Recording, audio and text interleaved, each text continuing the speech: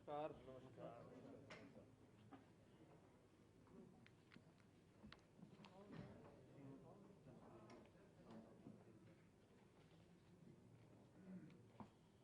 मित्रों, आज cabinet meeting हुई और उसमें कुछ निर्णय लिए गए हैं। संक्षेप में मैं बता देता हूं और उसके बाद हर एक निर्णय का जो विस्तृत प्रेस नोट है वो आप लोगों को बाद में भेज दिया जाएगा।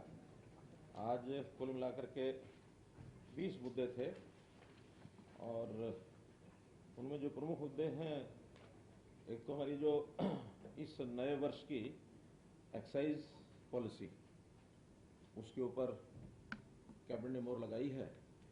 मोर और लेस जो पिछले बार की एक्साइज पॉलिसी थी उसमें कोई बहुत बड़े परिवर्तन नहीं है। उसी प्रकार से छोटे मोटे जो सुझाव थे वो उन्होंने किए हैं। फिर भी उसका डिटेल्ड प्रेस नोट जो है वो डिपार्टमेंट की तरफ से आएगा। ये जो पॉलिसी है इस बार 20 मई से लागू होगी। वैसे तो हर साल 1 अप्रैल से लागू होती थी, लेकिन इस बार चूंकि कोविड के कारण से पिछले वर्ष में थोड़ा पीरियड जीरो पीरियड था, तो उस जीरो पीरियड के हिसाब से इस वर्ष को 19 मई तक बढ़ा दिया गया। 20 मई से और अगला 19 मई तक ये 1 साल के लिए पॉलिसी रहेगी।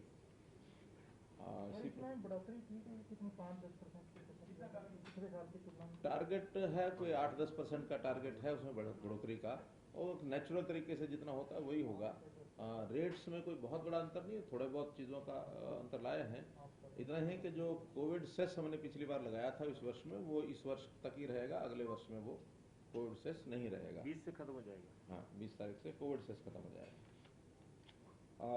एक नूह जिले का टोल प्लाजा है, पुराना से लकड़पुर, सिंगलहेड़ी, ठेंगड़ी, जलालपुर, एक छोटा टोल टैक्स है राजस्थान सीमा तक। उसकी कलेक्शन बहुत कम थी और हम सामान्यतया जिस टोल का 1 करोड़ रुपए से कम टोल टैक्स इकट्ठा हो, ऐसे टोल को हम चालू नहीं रखते हैं। तो उसकी लगभग 60 लाख रुपया ही साल की कलेक्शन आ रही थी, इसलिए उसको बंद कर दिया है। बड़ा महत्वपूर्ण निर्णय अर्बन लोकल बॉडीज की तरफ से लिया गया है।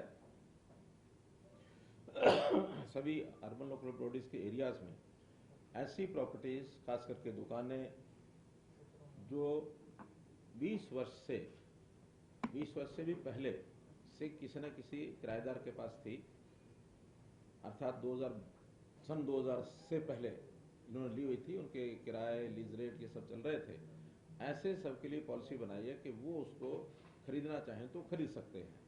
और उस खरीदने के लिए रेट्स तय किए हैं कि जो कलेक्टर रेट है उस एरिया का, जो कमर्शियल कलेक्टर रेट है, उस कलेक्टर रेट से यदि 20 साल से लेकर 25 साल तक उनके पास पोजीशन है तो उसमें 80% उस रेट के ऊपर वो ले सकते हैं, अर्थात 20% की छूट देती है।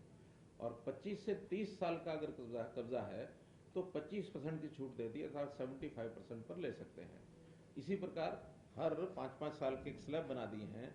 मैक्सिमम रिबेट 50% तक उसमें मिलेगी, अर्थात 50 साल या इससे भी ज्यादा का जो कब्जा है तो उनको 50% की रिबेट उसमें मिलेगी और वो अप्लाई करेंगे। जिस दिन से लागू करेंगे तो जल्दी उसकी नोटिफिकेशन हो जाएगी और नोटिफिकेशन की डेट से 3 महीने के अंदर अंदर उसमें सेटल कर सकते हैं। जो उसको लेना चाहें वो ले सकते हैं। एक फैसिलिटी उनको दी है कि कोई पैसा पूरा स्वयं नहीं दे सकता, तो उस दुकान के, उस प्रॉपर्टी के बदले में बैंक से भी वो पैसा लेकर के और वो जमा करा सकता है। तो एक बहुत बड़ी सुविधा ये दी गई। 20 से नीचे वालों को कोई बेनिफिट नहीं? उनको नहीं, उनसे कब्जा हटाया जाएगा? नहीं, वो तो अभी जैसा चल रहा है, जिन शर्तों पर चल रहा है। कब्जा तो उनसे हटवा सकते हैं कि जो 20 साल से पुराने हैं और इस फैसिलिटी के बाद भी वो लेना नहीं चाहते। उनके एग्रीमेंट रिन्यू होंगे नए किराए पर, उनको मंजूर होगा, ठीक है, नहीं तो खाली किराया। ठीक। किराया भी बढ़ा रहे हैं? वो तो नई पॉलिसी बनेगी किराया बढ़ाने की, क्योंकि बहुत पुराने किराए पर बैठे हैं, उनको मौका दे रहे हैं खरीदने का, खरीद लेते हैं, अच्छी बात है। नहीं तो आज की प्रॉपर्टी के हिसाब से उनको रिन्यू तो किया जाएगा। नहीं, अगर नहीं खरीदना चाहते तो किराए भी ले सकते हैं, किराया नया होगा। हाँ, नई पॉलिसी बनेगी। इसी प्रकार से म्यूनिसिपैलिटी की जमीनें, छोटी छोटी जमीनों के पैचेस कई बार प्राइवेट प्रॉपर्टी के अंदर आ जाते हैं या कहीं रास्तों के कारण से कुछ डेवलपमेंट रुक जाती है। तो अभी तक जो पॉलिसी थी कि लैंड एक्सचेंज पॉलिसी के भी बराबर की वैल्यू की लैंड दे देते थे, उस लैंड को कोई ले लेता था। वो केस बाय केस चीज़ें आती थी, लेकिन ऐसे बहुत केसेस हो गए थे, तो हमने उसकी पॉलिसी बना दी है to dispose of the property with consideration, यानी बेचने के हिसाब से उसके रेट्स तय करवा लेंगे। और रेट्स तय कराने का जो प्रोसीजर है कि रेवेन्यू डिपार्टमेंट ने प्रोसीजर बनाया है कि जो फाइनेंस करने वाली कंपनीज हैं वो वैल्यूएशन कराती हैं, या इंश्योरेंस कंपनीज वैल्यूएशन कराती हैं, या बैंक्स वैल्यूएशन कराते हैं। तो ऐसी वैल्यूएशन करने के जो तरीके हैं, वैल्यूअर जो हैं उनकी एक लिस्ट रेवेन्यू डिपार्टमेंट द्वारा मिलेगी और अर्बन लोकल बॉडीज उन वैल्यूअर से वैल्यूएशन कराएगी, अपना प्रोसीजर तय करेंगे और उस पैसे से अगर उस लैंड को बीच में कोई लेना चाहता है तो वो ले सकता है, ताकि डेवलपमेंट के जो काम रुके हुए हैं कहीं रास्तों के कारण से, कहीं किसी का 2 टुकड़ों में प्लाट बटा हुआ है, बीच में रास्ता जो पंचायतों के रेवेन्यू रास्ते आ गए थे और अब वो म्यूनसिपैलिटीज में कन्वर्ट हो गए हैं, उसके कारण से बहुत से काम रुके हैं। तो एक सुविधा दे दी है कि भी पैसा भर के आज के वर्तमान रेट के वो खरीदना चाहें खरीद सकते हैं। इसके लिए एक पॉलिसी ये बना दी गई है।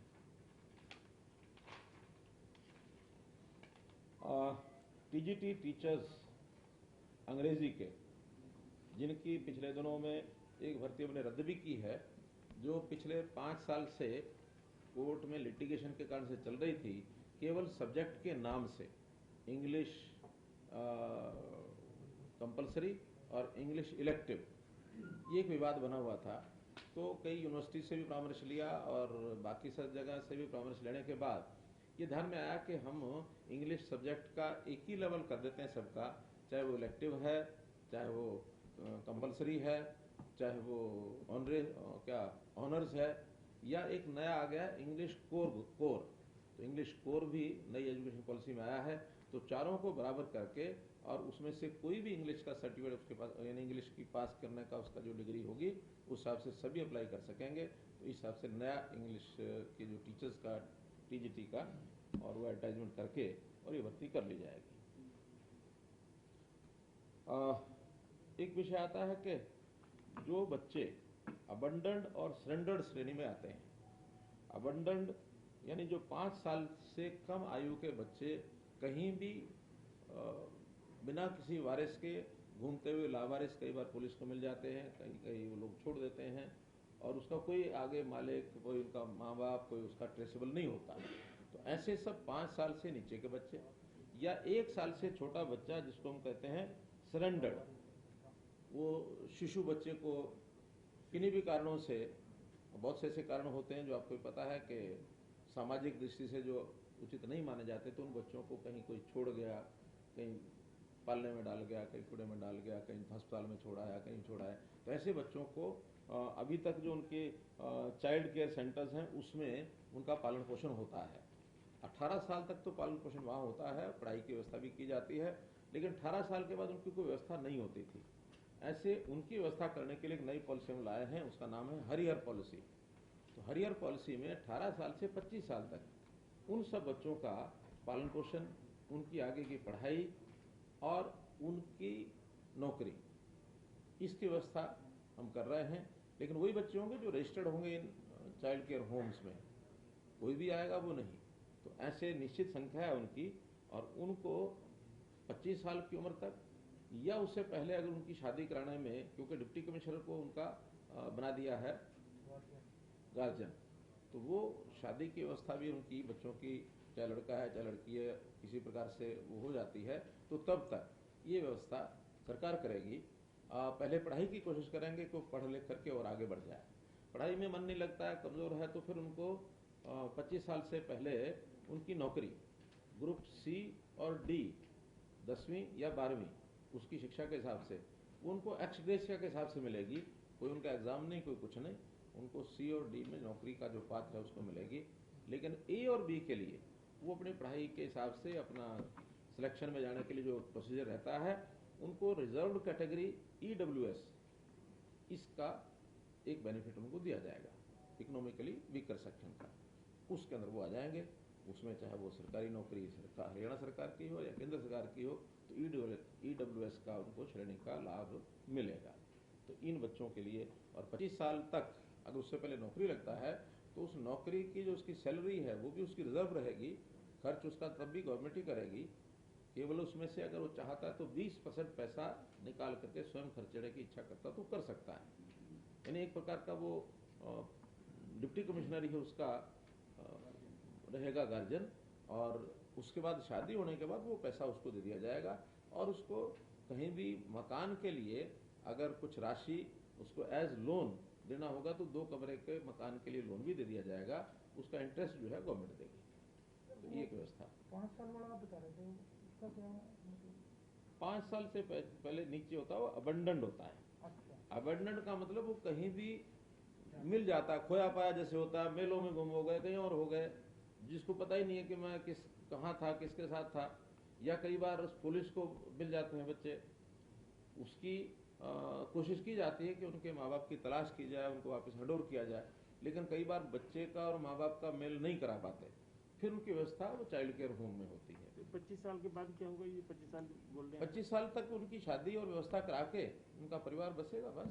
फिर मतलब हम जिम्मेदारी 25 साल तक के बाद हम मुक्त हैं, सरकार मुक्त, तो वो अपनी जिम्मेदारी संभाल। शादी करा दी, घर दिला दिया, घर में ला दिया, शादी करा दी, परिवार बस गया।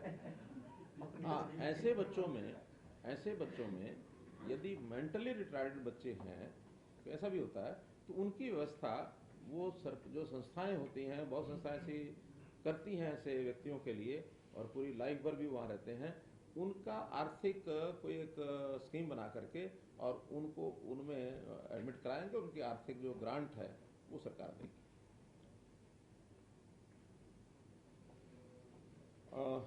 एक हमने फंड बनाया है, अभी जो वर्तमान में कोविड की स्थिति चल रही है, तो Haryana Covid emergency credit scheme, कोई सामान जिसकी आज आवश्यकता है कोविड के लिए, कोई इंडस्ट्री वाला उसको बढ़ाना चाहता है, उसके पास फाइनेंशियल क्रंच है, नहीं वो अपने पास से कैपिटल एक्सपेंस कर सकता है, तो हमने आज ही एक 500 करोड़ रुपए का फंड बनाया है कि कोई आवश्यकता के हिसाब से, चाहे डिपार्टमेंट कहेगा, मेडिकल एजुकेशन अथवा हेल्थ डिपार्टमेंट, या इंडस्ट्री को भी जो इस इंडस्ट्री में लगे हुए हैं, वो कोई नया इक्विपमेंट लगाना चाहते हैं, तो उनको 500 करोड़ रुपए तक की, मतलब सबको जिसको भी जितनी ज़रूरत है, ऐसा कैपिटल देने के लिए उस स्कीम में वो लोन ले सकेगा। उसका जो इंटरेस्ट है 1 साल का, वो सरकार वहन करेगी। इसलिए आज की आवश्यकता के हिसाब से ये हमने उसमें एक किया है। ये जो जिस मटेरियल की आज आवश्यकता है, मानो वेंटिलेटर्स की आवश्यकता है, मानो गैस सिलेंडर बनाने की बात है उसकी आवश्यकता है, या कहीं गैस का जो इक्विपमेंट है जो लिक्विफाइड ऑक्सीजन बनाने के लिए उसकी आवश्यकता है, कोई भी कोविड के रिलेटेड मेडिकल इक्विपमेंट, मेडिसिन, या कोई जिसके पास अपने कैपिटल की कमी पड़ रही है, नया प्रोजेक्ट उसको लगाना है, तो वो लगाने के लिए इस पैसे से बैंकों से बात होगी, बैंक तुरंत पैसा देंगे और उसकी गारंटी जो है सरकार की रहेगी। 500 करोड़ तक ये हम एक फंड बना रहे हैं। एक है हरियाणा माइनर मिनरल कंसेशंस, एक पॉलिसी बनाई है जो माइंस डिपार्टमेंट में बहुत सी कठिनाइयां आ रही थी। पिछले दिनों में हमने माइन के जो लोग थे, उनको कॉन्ट्रैक्टर जो थे, उनकी मीटिंग बुला करके उनके बीच में घोषणा भी की थी, लेकिन उसकी फॉर्मल पॉलिसी आज हमने बनाई है। एक तो एनुअल डेड रेंट जो था उसका rate of increase after every 3 years, उसका नाम पॉलिसी का है Haryana minor mineral concession stocking transportation mineral and prevention of illegal mining rules 2012। हो गया ना? प्रेस नोट लायक है ये।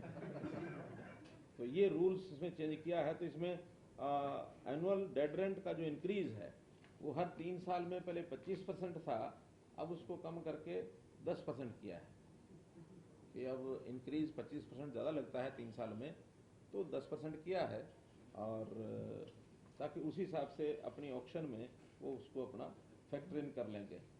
दूसरा, सरेंडर करने की बड़ी कठिनाई आती थी पहले। सरेंडर करने में जो नहीं चला सकते थे किन्हीं भी कारणों से, वो सरेंडर करना चाहते थे, लेकिन इतनी कठोर यानी उसका जो प्रोसीजर था कि सरेंडर करना चाहते हुए भी वो कर नहीं पाते थे, और वो जो मीटर चलता रहता था जिसके कारण से लिटिगेशन बहुत हो जाती थी और करोड़ों रुपया उनकी तरफ निकलता था, वो कहते हैं नहीं निकलता है। उसका सिंपल कर दिया कि जिस दिन सरेंडर करना चाहेगा उस दिन जो उस समय तक के ड्यूज हैं, जिस महीने में सरेंडर करना चाहता है उस महीना प्लस 1 महीना और उसके ड्यूज पे करके एनओसी ले और सरेंडर करने का एनओसी लेटर के साथ जमा करा दे तो जितना पैसा उसने दे दिया वर्तमान महीना और 1 महीना नेक्स्ट, उस दिन तक रेंट देने के बाद उसका सरेंडर फाइनल माना जाएगा। फिर डिपार्टमेंट उसको एक्सेप्ट करे ना करे कोई जरूरत नहीं है, डीम टू बी एक्सेप्टेड, ताकि झगड़े ही खत्म हो जाए। और डिपार्टमेंट जिस दिन वो सरेंडर करेगा उस दिन काम बंद कर देगा।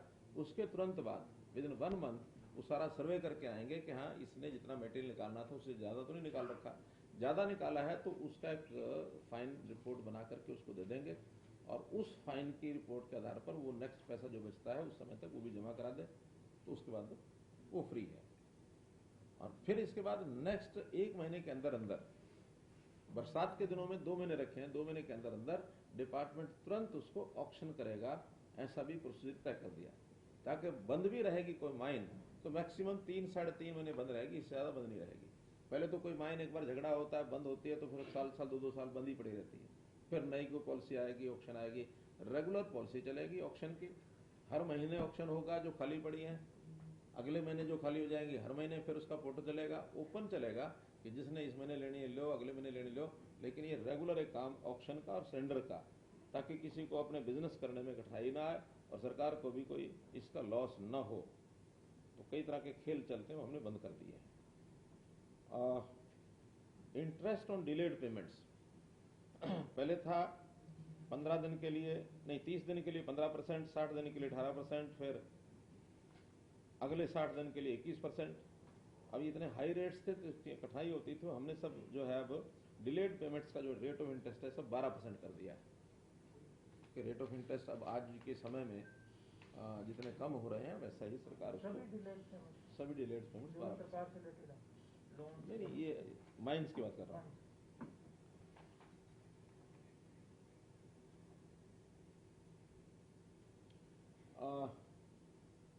बरसात के दिनों में उनको रिवर बेड कंट्रैक्टर को स्टॉक करने के लिए बरसात के दिनों में जितना नॉर्मल 1 महीने की उनकी क्वांटिटी थी उसको 2 टाइम्स वो इकट्ठा बाहर कर सकते थे स्टॉक, अब उसको 3 टाइम्स कर दिया।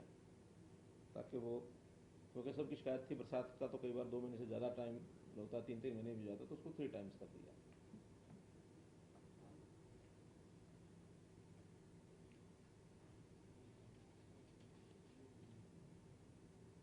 लैंड ओनर जो होते थे उनका payment of rent and compensation उसको भी रेगुलराइज कर दिया है। आपस में म्यूचुअली अंडरस्टैंडिंग से जो कर लें उसकी कोई दिक्कत नहीं, लेकिन अगर ना कर पाए तो फिर उनका कलेक्टर रेट का 2%, collector rate of the land, उस लैंड का 2% अगर उनका डिसाइड नहीं होता है तो उतना उनको उस लैंड का रेंट देना होगा। 1 साल अगर निकालते तो 1 साल का, 2 साल निकालते हैं 2 साल का, जिनकी जमीन होती है 2% ऑफ द कलेक्टर रेट। अब कलेक्टर रेट क्योंकि अलग अलग है सब जमीनों का, वो यमुनानगर में कुछ और हो सकता है, पलवल में कुछ और हो सकता है, तो इसलिए जो कलेक्टर रेट है उसी के हिसाब से 2% पर एनम ये उनका रेंट कर दिया है। और जहाँ तक कंपनसेशन है कि माइनिंग के बाद उस जमीन को ठीक करने के लिए कंपनसेशन भी देना होता है, उसका कर दिया कि बेड के अंदर रिवर बेड में 0.5% ऑफ कलेक्टर रेट और रिवर बेड के बाहर 1% ऑफ कलेक्टर रेट, ये उनका कंपनसेशन है, वो भी रेट फिक्स कर दिया है। नेचुरल रिवर बेड को तो छेड़छाड़ नहीं कर सकते क्योंकि ऐसी चीज बहुत आती है जिस तरह पॉलिसी में वो पुरानी बनी रहेगी कि जो नेचुरल धारा है उससे कोई छेड़छाड़ ना। नहीं उससे छेड़छाड़ नहीं है, लेकिन उसके अंदर माइनिंग तो होती है। जो बेड एरिया डिमार्केटेड होता है, ये बेड एरिया से बाहर है, तो जो बेड एरिया है उसके अंदर भी माइनिंग हो सकती है जब पानी नहीं है वहाँ। उसके अंदर अगर हम माइनिंग नहीं कराएंगे तो फिर बल्कि पानी अगले साल उसको बाढ़ आने के खतरे रहते हैं, तो इसलिए बेड एरिया में माइनिंग करानी होती है एक लेवल तक, उस लेवल से नीचे नहीं जा सकते। तो उसका जो फिलिंग है बाद में, क्योंकि उसमें ज़्यादा उनको नुकसान नहीं होता किसान को, जैसे ही बरसात आएगी तो फिर उस बेड एरिया में रेत अपना भर जाता है, इसलिए उसका कंपनसेशन 0.5% रखा है, लेकिन बेड एरिया से बाहर 1% रखा है।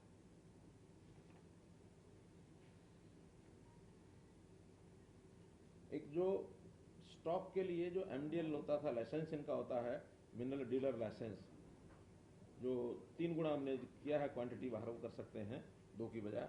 उसका पहले एरिया था कि 1 किलोमीटर के अंदर अंदर कर सकते हैं बेड एरिया से बाहर, लेकिन सबने कहा कि 1 किलोमीटर के अंदर कई बार उनको ज़मीन नहीं मिलती, कई बार एरिया कम होता है, और कभी कभी तो बाढ़ की स्थिति बनती है तो 1 किलोमीटर तो बेड और उसका पता ही नहीं लगता कि कहाँ तक बेड खत्म हो गया। डिमार्केशन होती है लेकिन फिर भी खतरा ज़्यादा रहता है, तो उसको हमने 5 किलोमीटर कर दिया कि 5 किलोमीटर के अंदर कहीं भी अपना स्टॉक कर सकता है।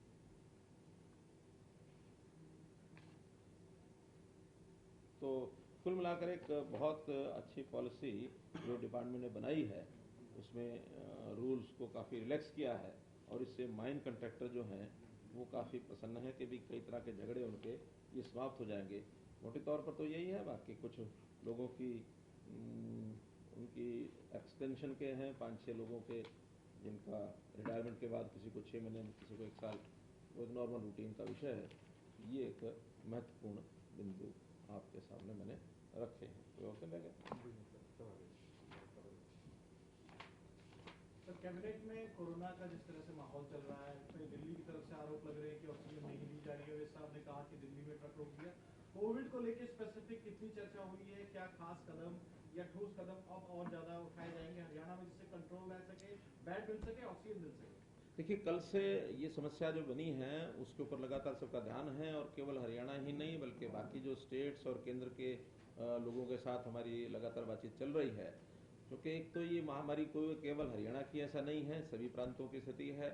जहाँ तक ऑक्सीजन की बात है, ऑक्सीजन भी प्रोडक्शन अलग अलग जगह पर अलग अलग हो रही है, वो भी कोई एक स्टेट के हिसाब से नहीं है। समस्या शुरू हुई थी परसों पहले बार, जब भिवाड़ी से जो गैस ऑक्सीजन आती थी वो गुड़गांव और रोहतक ये सप्लाई करते थे। यकायक भिवाड़ी के प्लांट ने वो ऑक्सीजन बंद कर दी। जब वो बंद की तो फिर गुरुग्राम में और रोहतक में समस्या पैदा हुई, फिर हमको वो पानीपत से भेजनी पड़ी। एक घटना हो गई कि एक ट्रक यहाँ से जा रहा था फरीदाबाद, दिल्ली के क्रॉस करते हुए, तो दिल्ली में उस ट्रक को रोक लिया गया और वहाँ से उसकी गैस निकाल दी गई। तो ये टेंशन के 2 मुद्दे बने। उसके बाद फिर एक स्टैंड ये लिया गया कि नहीं, हम पहले पानीपत से हरियाणा की पूरी कराएंगे और जहाँ जहाँ जिस प्रांत में जो है वो करें। इससे एक अफरा तफरी मच गई, क्योंकि आवश्यकता और प्रोडक्शन दोनों का कोई तालमेल नहीं है। कहीं प्रोडक्शन ज़्यादा है तो कहीं आवश्यकता ज़्यादा है। फिर कल दिन भर में मीटिंग्स हुई कई लेवल के ऊपर, मंत्री लेवल के ऊपर भी, चीफ सेक्रेटरी लेवल के ऊपर भी, होम सेक्रेटरी सेंट्रल उनके लेवल पर भी, और शाम तक एक फार्मूला बना दिया गया है। उस फार्मूला में देश भर में जो प्रोडक्शन सेंटर्स हैं वो किस किस प्रांत को कितने कितने ऑक्सीजन सप्लाई करेंगे, उसका एक कोटा निर्धारित हो गया कि हर दिन उस कोटे के हिसाब से ही वो करेंगे। और कल शाम तक वो सारी पोजीशन ठीक हो गई है। दिल्ली में रात को उसको मॉनिटर कर रहा था कि हरियाणा का जो कोटा है पानीपत से 80 मीट्रिक टन वो भी पूरा गया है। दिल्ली का भी कल शाम 10 बजे से लेकर सुबह 6 बजे तक 170 मीट्रिक टन। अब एक दिन में 140 जानी होती है, लेकिन कुछ उनका पिछला बकाया था तो वो भी चला गया और ये बाकी भी चला गया। अब आज से एक रोस्टर बन गया है कि हर एक ट्रक हरियाणा का तो 2 ट्रक दिल्ली और पंजाब के, क्योंकि 140 मीट्रिक टन पानीपत में से दिल्ली जाना है, 80 मीट्रिक टन हरियाणा को मिलना है, 20 पंजाब को जाना है। टोटल बन रही है वहाँ 260, लेकिन कोटा 240 का बनाया। 20 रिजर्व में रखा है, वो भी सेंटर के लोग ही उसको देखेंगे कि अचानक कहीं इमरजेंसी है तो 20 को उधर डाइवर्ट करेंगे। अब उसका ये है कि दिन भर में डिस्ट्रीब्यूशन ठीक हो जाए। ये जिम्मेदारी अलग अलग जगह जहाँ प्लांट हैं वहाँ के लोगों के जिम्मे लगाया है। पानीपत को मैं स्वयं देख रहा हूँ, कोई विषय ऐसा नहीं है, बल्कि अभी केजरीवाल का फोन आया था, वो भी धन्यवाद कर रहे थे कि कल शाम के बाद उनकी पोजीशन सारी ठीक हो गई है, कि आगे भी ठीक मेंटेन रहा है। हमने कहा जो सिस्टम बन गया तो कोई दिक्कत नहीं है, जब सिस्टम नहीं बनता तब अफरा तफरी मचती है और जब आवश्यकता जो कमी पड़े तो ज़्यादा दिक्कत आती है। सर, बेड को लेकर बेड को लेकर एश्योर कर दीजिए, क्योंकि बेड को लेकर फरीदाबाद और गुड़गांव से 2 जगह से एक एग्जांपल है हमारे साथ, जहां से ऑनलाइन कर दिया कितने बेड अवेलेबल हैं, कितने ऑक्सीजन अवेलेबल है। ऐसी पूरी पॉलिसी हरियाणा को लेकर आप खुद बतौर चीफ मिनिस्टर कैसे हरियाणा की जनता को एश्योर करोगे कि यहाँ बेड की, हॉस्पिटल्स की कमी नहीं आ पाएगी? देखिए, हमने सब जगह पूरी नज़र रखी हुई है। हम बार बार रिव्यू कर रहे हैं, जहां बेड्स की कमी आती है वहां आसपास के हॉस्पिटल्स में कितनी कितनी आवश्यकता है उसको हम देख रहे हैं, और जहां नई व्यवस्था करनी होती है वहां भी करते हैं। जैसे गुरुग्राम के अंदर कल से मैं देख रहा हूं कि जो ये हमारा गुरु तेग बहादुर, क्या नाम उसका, गुरु तेग बहादुर SGT जो मेडिकल कॉलेज है उसके अंदर 500 बेड की व्यवस्था ये आज शाम तक कंप्लीट हो जाएगी। उनका इंफ्रास्ट्रक्चर थोड़ा कम था, कल ही मेरी उनसे बातचीत हुई, उनका हम एक दिन में पूरा कर लेंगे, वो पूरा कर रहे हैं। नल की व्यवस्था सारी ठीक हो गई है, और ऐसे एक इंडस्ट्रियल एरिया में भी एक नया हॉस्पिटल बना है जो पिछली बार बन गया था, लगभग 125 बेड उसके अंदर है, 50 बेड आज शाम तक उसके भी तैयार हो जाएंगे। जो प्राइवेट हॉस्पिटल्स हैं जिनका कल तक 25% से 30% तक ऑक्सीजन बेड्स की जो कैपेसिटी अलाउ की हुई थी, आज हमने दोनों जगह 50% कर दिए हैं, गुरुग्राम में भी, फरीदाबाद में भी। तो आवश्यकता के हिसाब से सब चीज़ें कंट्रोल में, कहीं कठिनाई नहीं आती है। अगर बड़ी कठिनाई आई थी तो ये ऑक्सीजन की आई थी एक दिन के लिए, वो स्मूथ हो गया। आगे भी और स्मूथ करने के लिए 2 एरियाज हैं, पानीपत और हिसार, जहां हमारे पास गैसियस फॉर्म में ऑक्सीजन उपलब्ध है, क्योंकि लिक्विड फॉर्म की ट्रांसपोर्टेशन होती है, गैसियस फॉर्म की ट्रांसपोर्टेशन नहीं होती है। तो वहाँ उपलब्ध है। वहाँ पर हमने DRDO से निवेदन किया है कि हमें 2 बड़े हॉस्पिटल्स वो बना करके दें, 500-500 बेड के, एक हिसार में और एक पानीपत में। तो 2 जगह पर 500-500 बेड्स के, उनका सारी प्रक्रिया, कागजी कार्रवाई पूरी हो गई है। वो जिस दिन से शुरू करेंगे, मुझे लगता है 2 या 3 दिन के अंदर वो दोनों हॉस्पिटल बन जाएंगे। क्या इसको लेकर प्रधानमंत्री से कोई बातचीत हुई है आपकी, कोई फोन आया? प्रधानमंत्री जी की कल शाम को मेरी बात हुई है और प्रधानमंत्री जी भी चिंता व्यक्त कर रहे थे कि सब जगह की स्थितियां ठीक मेंटेन रहें, और यह उनका ये की कहना था कि हबड़-दबड़ नहीं मचनी चाहिए और केवल हम कोई एक प्रांत के लोग हैं, ये इस सोच से ऊपर उठना चाहिए। ये महामारी पूरे देश के लिए है, पूरे बल्कि विश्व के लिए भी है, लेकिन हमने सब जगह जो व्यवस्थाएं बनाई हैं उन व्यवस्थाओं का ठीक से पालन हो जाए, ये मैंने उनको आश्वस्त किया है कि हमारे यहाँ किसी प्रकार की कठिनाई नहीं आएगी। हमारी जो कोटा जहाँ का तय हुआ हम सप्लाई करेंगे, और ये भी मैंने कहा कि बाकी प्रदेशों को भी कहा जाए कि वो भी कोटा पूरा करें, क्योंकि अभी जैसे भिवाड़ी से 20 मीट्रिक टन हमको आनी थी, वो आज फिर मुझे बताया गया कि उन्होंने अभी कठिनाई पैदा की है। मैं अभी बात करूंगा वहाँ के जो मुख्यमंत्री उनसे भी कि हर एक प्रदेश से जो कोटा जिसको दिया गया वहाँ सप्लाई होते रहना चाहिए। ये कहाँ पे करना है, वैसे कौन सा स्टेशन? भिवाड़ी से, भिवाड़ी वालों को खाद वस्तुओं के आप कहाँ पे दिक्कत आई वो तो पूछो। सर, कल एक कुछ आंकड़े सामने आए थे, जो कोविड की डोज है उनकी वेस्टेज को लेकर ये सामने आया था कि पूरे देश में हरियाणा जो है सेकंड नंबर पे है, कुछ 9% आंकड़े आए जिसमें से वैक्सीन की जो डोज है वो वेस्ट हो रही है। देखिए, वो आंकड़ा गलत है, हिंदुस्तान टाइम्स ने वो छापा है, और बल्कि हमने यहाँ पता किया तो वो कह लीजिए हमारे तो 1-1.5% वेस्टेज है। अब ये वेस्टेज अलग अलग प्रदेशों में अलग अलग प्रकार से हो रही है, आंकड़े अपने हिसाब से सब छापते हैं। हमारे यहाँ कोई भी वेस्टेज नहीं हो रही है। हम ध्यान रखते हैं कि दिन में आखिरी टाइम पर जो वैक्सीन के इंजेक्शन जहाँ लगने होते हैं, वहाँ नंबर ऑफ पेशेंट्स के हिसाब से ही उस वायल को खोलते हैं। प्रातःकाल दिन में तो लगातार खोलते हैं, क्योंकि एक वायल खुलने के 4 घंटे तक वो वैलिड रहती है। 4 घंटे में उतने पेशेंट आ ही जाते हैं, या तो 8 लगते हैं या 16 लगते हैं। एक वैक्सीन के 8 पेशेंट होते हैं, दूसरी वैक्सीन के 16 होते हैं। सायंकाल जब आखिरी समय में जब उनका टाइम होना होता है, उस समय उतने पेशेंट जब आ जाते हैं तभी वायल खोलते हैं। तो उसमें 1 से 1.5% का लॉस हमारा है। अखबारों में कहाँ से ही आया है, हमने उसको चैलेंज किया कि ये गलत है आपका। कोरोना के क्रिटिकल केसेस के लिए सर रेमडेसिविर मेडिसिन की यूज है, क्या हमारे पास वो पर्याप्त स्टॉक है? हमारे पास पर्याप्त है। कल भी हमारे पास 1000 रेमडेसिविर ये इंजेक्शन आए थे, और वो क्योंकि हम केवल अपना जो सरकारी अस्पताल है उनका ही ध्यान रखते हैं, प्राइवेट वाले अपनी रिकवरी अपने एजेंट्स के माध्यम से लाते हैं। प्राइवेट वाले ही ब्लैक कर रहे हैं। तो प्राइवेट वालों के ऊपर अभी तक तो वो सीधा लाते हैं। हमने आज उसका विचार ये किया है कि हम सरकारी जो कोटा है उसको बढ़ा देंगे, ताकि प्राइवेट में किसी को नहीं मिले तो सरकारी अस्पताल में आके लगवाए।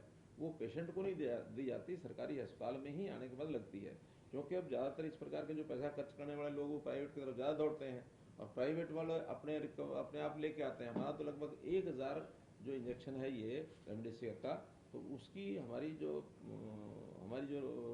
डिस्ट्रीब्यूशन है वो सब जिलों में ठीक चल रहा है, कहीं कोई कठिनाई नहीं। एक विषय है ना, एक और गंभीर था।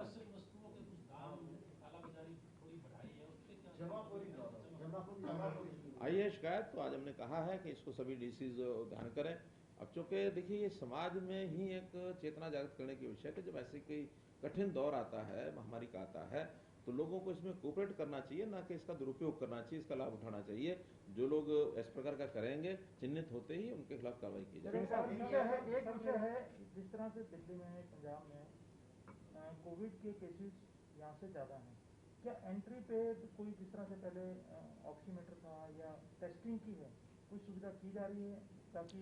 ऐसा अभी हमने नहीं किया है। पिछली बार बहुत चीजें करके देख ली, उसका कोई बहुत अंतर पड़ता नहीं है। वो तो सारा कुल मिला करके सावधानियां बरतने के बाद ही भी होता है। इस बार जो रिपोर्ट्स मिल रही हैं, पहले कोरोना को जो फैलने का था वो टच करने से और इस प्रकार से थोड़ा उसका जो वो था वो ज़्यादा था। अभी इस बार तो लाइट वेट कोरोना वायरस जो एयर में भी ज़्यादा फैल रहा है, ज़्यादा जा रहा है, तो उसका असर। और अब तो कई जगह पर पूरे का पूरा ग्रुप, पहले तो कभी एक आध कोई वायरस आता था उसको कोरोना पॉजिटिव मिलता था, बाकी बचाव होता था। अभी तो जहाँ टेस्ट करते हैं 20-20 लोग 50-50 लोग इकट्ठे एक साथ मिल रहे हैं, स्कूल में तो इकट्ठे मिल रहे हैं, किसी सेंटर पर मिल रहे हैं तो इकट्ठे मिल रहे हैं। तो ऐसा भी एक ध्यान में आया है। तो इसका जो अटैक है वो नए प्रकार का है, उसमें से कैसे रास्ता निकलेगा। कुछ लोगों का ये भी कहना है कि ये एकदम बढ़ेगा तो हार्ड इम्यूनिटी, जैसे हार्ड इम्यूनिटी तो हो जाएगा। उसके एक नजदीक हम पहुंच रहे हैं और बहुत जल्दी एक पीक के बाद ये एकदम डाउन आएगा, ऐसा भी सीएम साहब, आपने प्रदेश की जनता को संबोधित किया था, आपने भी कहा था कि कोई लॉकडाउन नहीं लग रहा, और शाम को फिर प्रधानमंत्री जी ने जब बोला कि लॉकडाउन अंतिम विकल्प होना चाहिए, हरियाणा का जो एनसीआर क्षेत्र उसको छोड़ के बाकी सारे क्षेत्र में लगभग अब स्थिति थोड़ी सी ठीक होनी शुरू हुई है, एक दो करनाल को छोड़ के, सोनीपत को छोड़ के, जो नॉर्थ हरियाणा के। तो लेकिन इसके बावजूद, आपके विश्वास दिलाने के बावजूद, प्रधानमंत्री के विश्वास दिलाने के बावजूद, गुड़गांव के जैसे कुछ प्रवासी लोग जो हैं वो जा रहे हैं, ये स्थिति देखने को मिल रही है। तो आज फिर कोई आप एक और कोई विश्वास जिता सकते हैं? देखिए, मेरा कहना है कि हम उद्योग के नाते से सबको विश्वास दिला रहे हैं कि उद्योग लगातार चलते रहेंगे, कहीं कोई कठिनाई नहीं आएगी।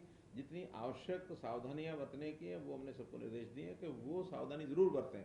मास्क है, कीप डिस्टेंसिंग है, सैनिटाइजर की व्यवस्था है, ये सारी चीजें हम करेंगे। फर्स्ट एड की व्यवस्थाएं हैं वो भी हम रखेंगे, अस्पतालों में बेड्स वगैरह ये सारा कुछ रखेंगे। लेकिन किसी चलते हुए उद्योग को बिल्कुल बंद करना ये हमारी योजना में, प्लानिंग में बिल्कुल नहीं है। हाँ, जहाँ भीड़ भाड़ वाले इलाके हैं वहाँ थोड़ा निवेदन रहेगा कि वो भीड़ के इलाके में लोग कम से कम जाएं, या भीड़ के समय में अगर कोई रेस्ट्रिक्शन बरतनी होगी तो थोड़ा समय के लिए पार्शल कोई उसके ऊपर बंद लगाना पड़ेगा, लगाएंगे। और सोशल डिस्टेंसिंग जो गैदरिंग के ऊपर है उसकी हमने प्रावधान कर दिए हैं कि इंडोर में 50, आउटडोर में 200 और क्रिमेशन के समय 20 से ज़्यादा लोग ना हो, ऐसा सख्ती जरूर की है। इतना ही इसको पालन करने के लिए थोड़ी कठोरता है वो बरतेंगे। कल से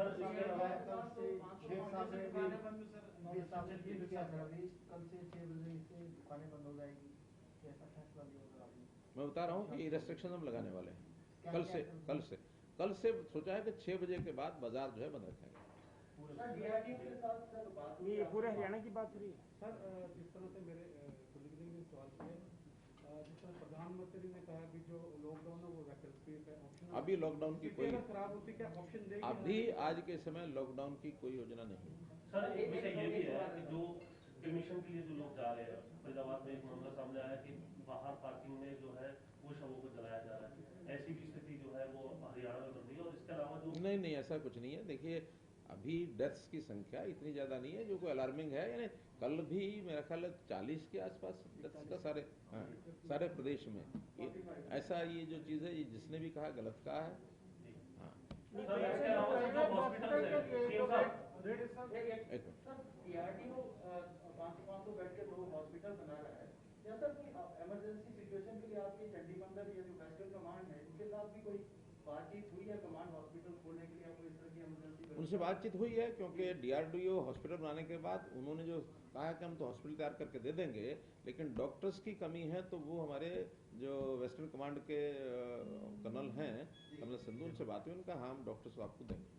सर, ये प्राइवेट हॉस्पिटल्स के जो रेट आप लोगों ने फिक्स किए हैं गवर्नमेंट ने, उसको इन्फोर्स करने के लिए कोई चल, क्योंकि लोगों की आमतौर पे शिकायत आ रही है कि प्राइवेट हॉस्पिटल्स में बहुत ज़्यादा जो पैसे लिए जा रहे हैं कोविड पेशेंट से, वो लगातार ये भी बात करते हैं कि इनको कम करवा दिया जाए। या देखिए, 8,000 से 18,000 जैसे मैंने कल बताया था बेड के हिसाब से, जैसे जैसे हॉस्पिटल का लेवल है उस लेवल के हिसाब से वो तय किए हैं।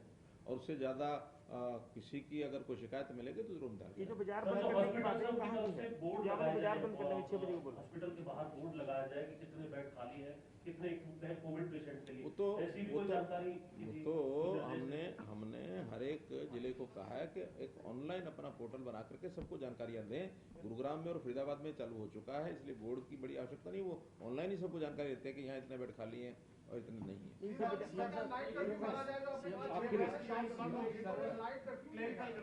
बाजारों पर ही है या हर प्रकार की 6 बजे वाला क्या सिस्टम है? ये थोड़ा क्लैरिटी कर दीजिए। भीड़ भाड़ वाले इलाकों में भीड़ ना हो, खास करके जो बाजार भीड़ वाले हैं उन जगह पर ये लागू होगा।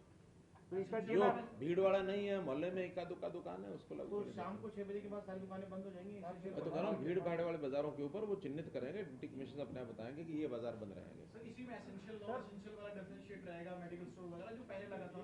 वही कर्फ्यू रात को नॉन एसेंशियल आइटम्स बंद रहेंगी, एसेंशियल आइटम्स खुली रहेंगी। सर एक और रिक्वेस्ट थी, कोविड काल में जैसे हमें बाइट की जरूरत होती है सर जानकारी के लिए, कोई ऐसा ऑफिसर या जैसे आम एक टाइम फिक्स करने 5-6 बजे कोई बाइट मिल पाए या हम पूछ पाए कुछ? डेली बुलेटिन का आज कर लेते हैं विचार। तो वो नहीं, टीवी बाइट भी चाहिए सर। नहीं, वो डेली बुलेटिन के समय ही टीवी बाइट तो नहीं। देखिए बाइट तो क्या होता है, आप लोगों का इंडिविजुअल एक वो है, अफेयर है। फिक्स हो जाएगा वो ठीक है, अदरवाइज वो बाइट वाइट नहीं, जो देंगे सामूहिक देंगे, चाहे वो पर्सनल देंगे, चाहे। और मैं तो लगातार दो बार तो मैं कर चुका हूँ टीवी के ऊपर। पिछले शुक्रवार भी किया, मंगलवार भी किया, अभी 1-2 दिन बाद मीडिया बुलेटिन हम रोज हेल्थ का जारी कर रहे हैं। हेल्थ का मीडिया बुलेटिन जारी करा है। ये पूरे हरियाणा में बहुत बहुत धन्यवाद।